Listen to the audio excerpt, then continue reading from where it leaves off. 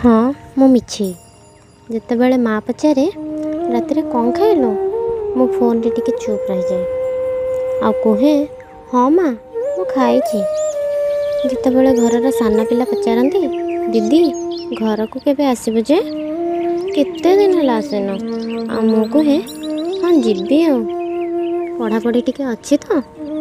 ଯେତେବେଳେ ସାଙ୍ଗମାନେ ଟ୍ରିପ୍ ପାଇଁ ଡାକନ୍ତି ଆଉ ମୁଁ କୁହେ ନାଇଁ ମୋର ଇଚ୍ଛା ନାହିଁ।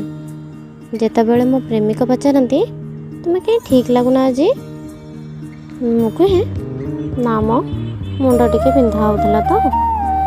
ଆଉ ଯେତେବେଳେ ପିଉସୀ କୁହନ୍ତି କାହିଁ କେବେଠୁ ଘର ଆଡ଼େ ଆସିନୁ, ଆଉ ମୁଁ କୁହେ ଅପା ସମୟ ଟିକେ ହେଉନି ତ।